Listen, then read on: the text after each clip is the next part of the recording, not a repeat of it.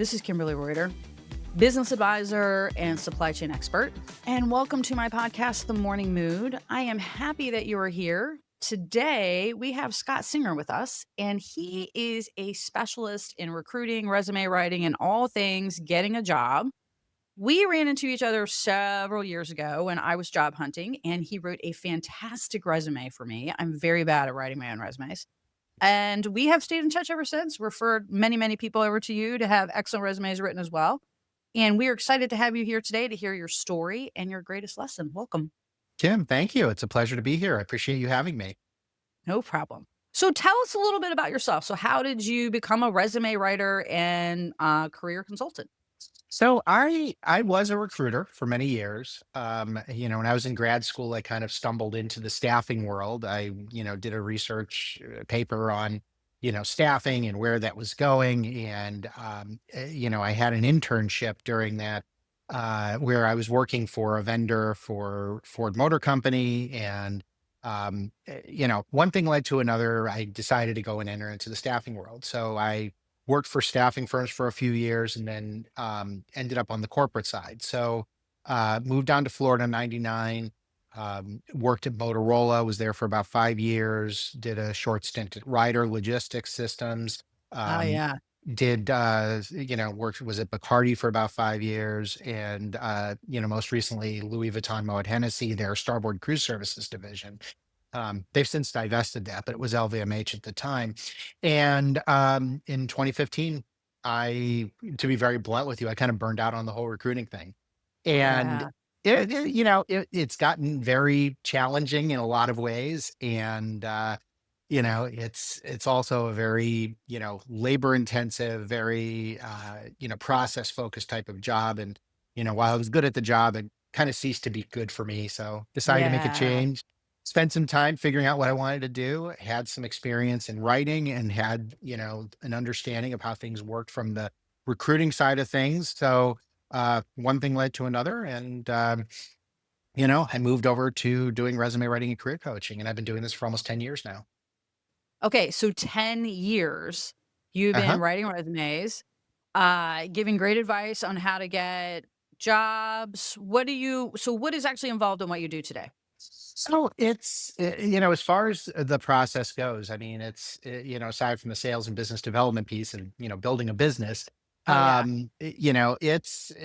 I work with clients, I sit down with them, I interview them, get to know their background, what they've done, their work, their achievements and their goals and help them shape that story. And Yeah. I take that part for them. So Yeah. that's what I do. Excellent. And do you also offer coaching on how to, like, go through the interview process and things like that as well?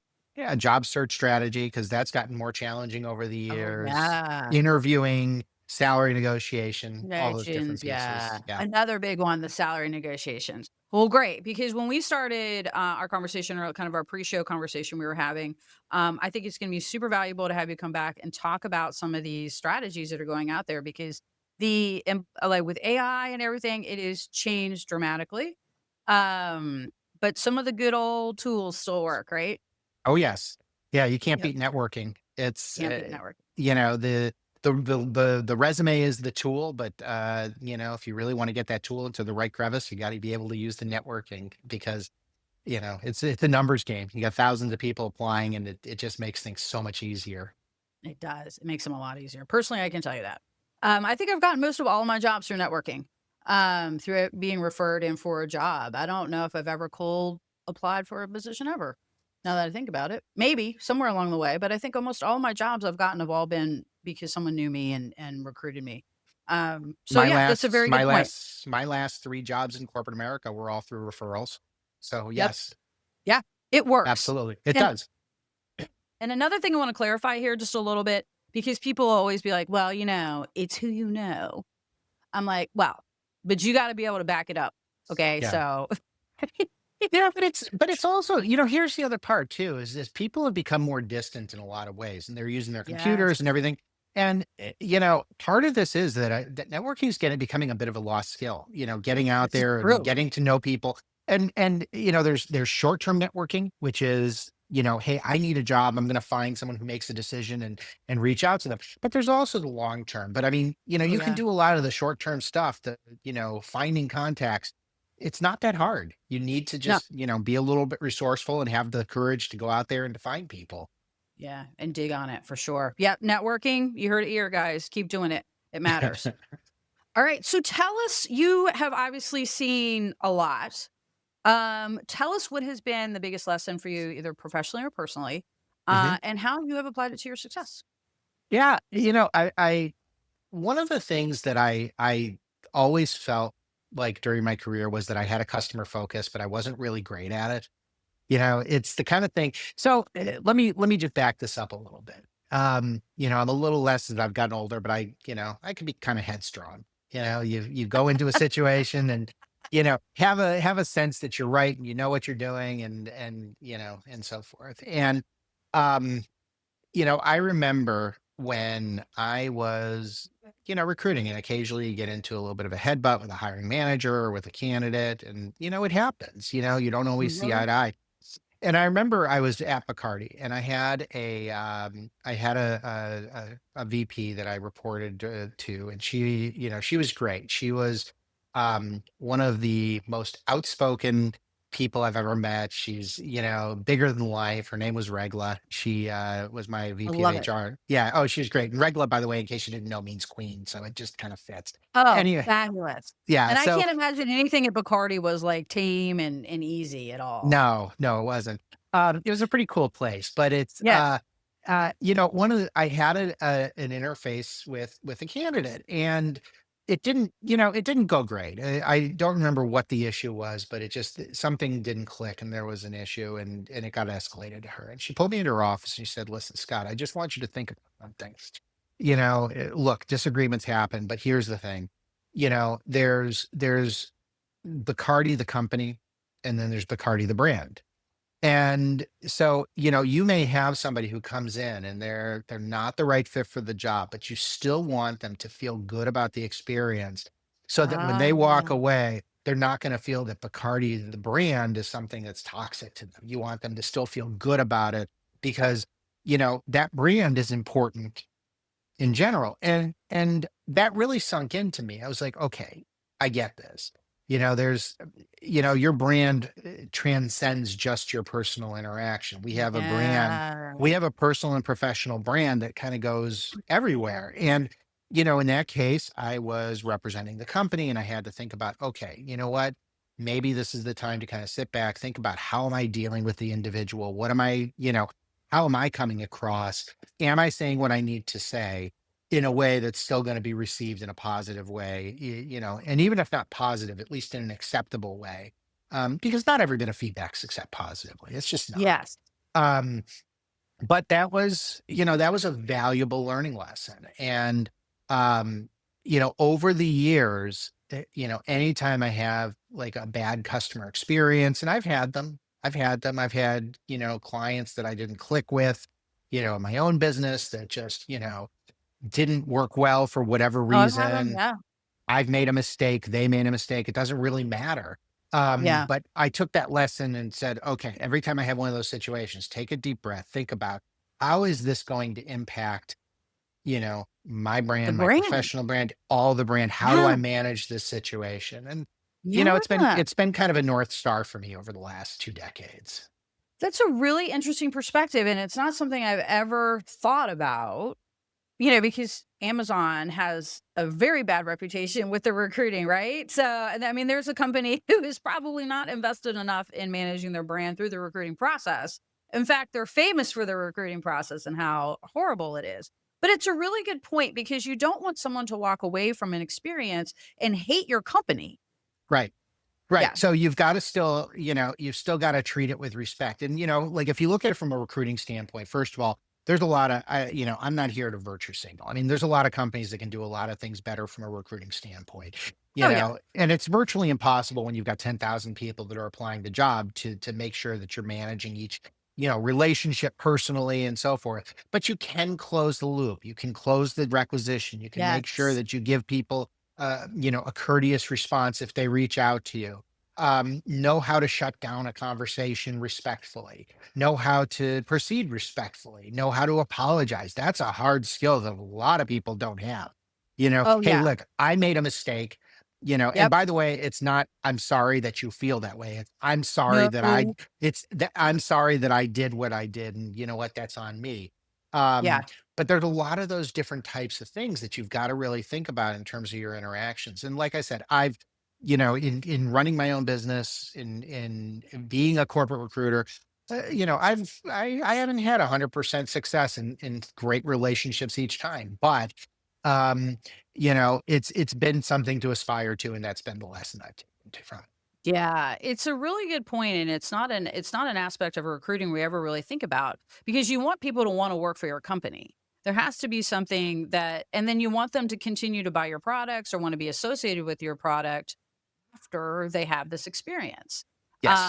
Yeah, it's not something I would have ever caught on my own. I'm glad Regla pulled it out, pulled it out for you, and told you all about it. It's very applicable to the situation. So, how have you kind of applied this to your success going forward?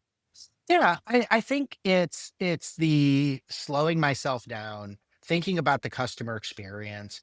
I tend to, as I said, I can sometimes be a little headstrong. Sometimes just okay, Scott, take 10 seconds, think about what's the response you want to say before Breathe. blasting something out. I give you an example. I had a client who I had, this was probably about 4 years ago. I had a client who I was not feeling well. I was actually like, about to get, like I felt COVID coming on and it was getting bad. And I had this individual who reached out to me and they were insisting, "No, I need help. I need help now." I was like, I "Okay, need well, help. I need help. we'll do it." Okay. I've So, fallen for this trap too, by the way. and I worked with the client, sent them the resume. I had a typo in the resume, and in their opinion, it kind of negated everything in the resume. And they were, not happy with it. They felt this is just isn't going to do it. This is not good.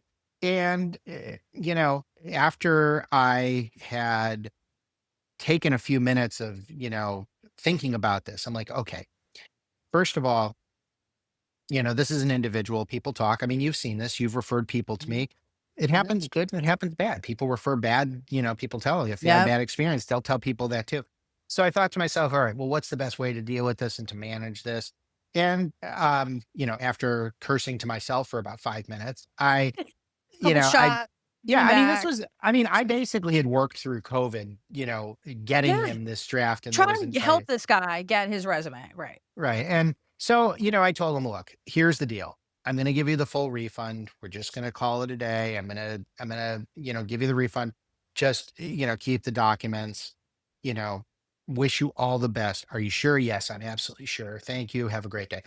And, you know, that's what I did. And, about a week later, I look on his LinkedIn profile. He pasted virtually everything that I'd written up there, even though it was, quote, not good enough. But Not good y- enough. but I basically told myself, all right, this is, yeah, I'm upset. There's not worth doing anything about this. So, but again, it's the long play. It's about It making was sure the that I'm long play it's because that preserving would the have hurt brand. your brand more because all he had to say if you had argued with him about it, right, or dug in, all he had to do was go out and be like, "This guy's resumes are full of typos."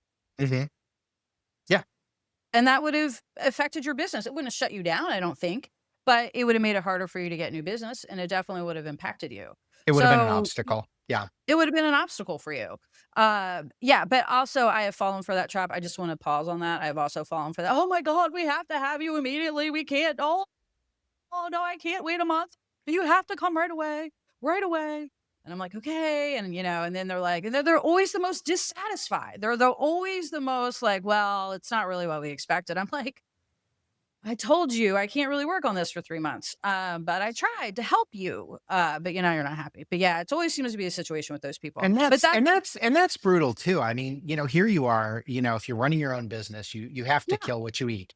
And you're sitting yes. there and you're balancing like, well, I can, go and take the money or I can push it away. And there's been a few cases where I've tried to sell people out of the services. Listen, Yep. I don't think I'm going to be the right person for you. I'm not going to be able to I'm tackle with this you. effectively for you for the next few weeks. Let me give you Yeah. the name of somebody that Yeah. you can contact that I think can do this for you. Yeah. Um, I've done that too. Yeah. Oh, I've definitely done that as well, especially if I don't think I'm a right fit. And like you said, a lot of times it's just not it's a fit issue. You're just not a fit. That's the way it works. Uh Absolutely. so so great story on how you've applied this and you're keeping your focus on your brand. Like what is and it's really interesting that this comes up because I just recorded a podcast on ego fighting. And that's basically what we're talking about right now is, how do you set your ego aside and focus on the long term, the North Star? I've never heard that term, but I'm going to go research that. That's great. Very good stuff. Excellent point of view, excellent lesson learned, something that you've learned along the way. Anything else you'd like to share with us today? Thank you for having me. I mean, look, I just want to say to all the job seekers out there, it's a rough market Yeah. right now. Keep at it, build some discipline into your process. Offer something that other people don't, which is the personal touch. Get out there, network, because just going ahead and posting and praying and hoping that you get attention isn't going to do it for you in this right now. Yeah. It's Yeah, we've got a few minutes in our time today. So yeah, if you want to talk about that a little bit, I shared with you kind of in our pre-show that I have a friend of mine who's looking for a job and I was like, "Hey, how's it going?" And she's like, "Oh, I don't know. I've applied to like 500 different jobs yeah. through this sort of AI job bot." And I was like, "How's it going?" And she's like, "I'm not hearing anything back." And I'm like, "What?" so, Yeah. so tell us a little bit about that. Well, AI, I think, is one of those things that's not completely ready for prime time. And I think people need to really set Mhm. their expectations. The best analogy somebody told me, and I don't remember who told me this, but you've got to think about AI as that college intern, the one who comes in with a lot of really bright ideas, but doesn't really know how to apply them in an effective way. So, Yes. and we've all been there. We've all come in and, had these great ideas, but AI has its obstacles. I mean, if you're applying to 500 jobs using AI, there's no way that you are aware of everything that it's doing and you're not approving Yes. everything. It's a huge volume. So you're gonna, if that's the case, use AI mindfully. If you're going to use it to, work on your resume, make sure that you know what you're doing with it. Make sure you know how to do prompt engineering. Don't take what it says as gospel. AI also has a bit of an imagination. If it doesn't have the facts, it will make some up. Yes. It'll fill in blanks that it thinks it Yep. wants to see. And also just don't sleep on networking. Reach out to people reach out to people you don't know. Make a connection, ask for advice. People generally do like to help as a rule. So the more that you can You use that do. to your advantage, um, then I would suggest doing so because that's what's going to put you a little bit higher up in the queue. It makes a big difference, as you and I both talked about. I think most of our jobs that we've gotten have all been through networking, through people we knew. At my first job ever, was a family friend referred me to a company. Right, I got to be a telex operator. So it really matters, and we talked a little bit about this kind of earlier. In that, because of all this remote working and COVID and things like that, we've become a little bit disconnected from each other. We're talking to a computer screen and the networking has died down. Like a lot of the networking that's happening now is more kind of short term networking, like I need something, but long term networking matters a lot. Yeah, take that lunch. Talk Yep. to, hey, a lot of people are afraid to do this, but hey, I left a job and I left my manager high and dry 5 years ago. Well, your manager's probably over it by now, because you know what? Unless you went, and walked out with both of your middle fingers up in the air as you left, they're probably Yeah. okay with it. So you know Yeah. what? Call them, invite them to lunch, pick their brain, see if you can help them. Be a giver as Mhm. well, because Yeah. I've it's interesting. I have relationships with several former bosses that are now like peer mentor relationships. Like it's, Hmm. where we both provide mentorship and guidance to each other in terms of, what we can do. That wasn't the relationship we had when we worked together, but relationships change, they evolve. We get to different Evolve. points in our life. And, we all have different perspectives. So, I Yeah. think there's a lot of people that'll be very happy to hear from me. The other thing is too, this is another lesson that I learned too, by the way, when I left, this is a bonus for you. When I left my Oh, yeah. job, I thought there were certain people that were going to be, absolutely great connections and great resources. you know, and they ghosted me. Like when I left my Oh, job, when they realized that I couldn't be in a position to help them immediately. right, right, right. Oh, yeah, I've ran into But this too. Yeah. But I have other people who I had very frictioned relationships with during my professional career who have now become very close allies that, now that we're not in a competitive situation, we get along great and we refer people Yeah. to each other and it works Yep. well and we give guidance to each other and we partnered on things. So, Yeah. you know what? Relationships change. Don't be afraid. Have a little bit of courage to go out and invite people Yep. out to lunch and just talk and Just talk. yeah. Yeah. So starting this podcast, it was interesting. I had a similar experience. Amazon was full of friction. I'm a kind of a high friction kind of person. And so I had a lot of friction. And so when I left Amazon, I kind of assumed a lot of people that I worked with never wanted to ever see me again, right? They were like, she sucks. And I kind of operated that way. And then when I started doing my podcast, people started coming out of the woodwork that I used to work with, that I used to have these very high friction relationships with. And that they were like, "Oh my God, like you're back. We're so excited." I invite them to be on the podcast. They're jazzed to be here. But all of that friction, it's almost like a band of brothers, is what happens. Is because Yes. we were all working towards something, right? The friction was us all pushing each other forward and making each other better. That was the outcome of that friction. Or it was hazing, one or the other. But yes. So it could have been just bullshit work environment. Not But at least we recognized it, right? And we said, "Hey, it wasn't the person." But those were long, I mean, we're talking 20, 30-year relationships that I've had with these people now, which are pretty incredible. Yeah. And they matter. Like they're all, they're here to help, support. It's been an amazing thing.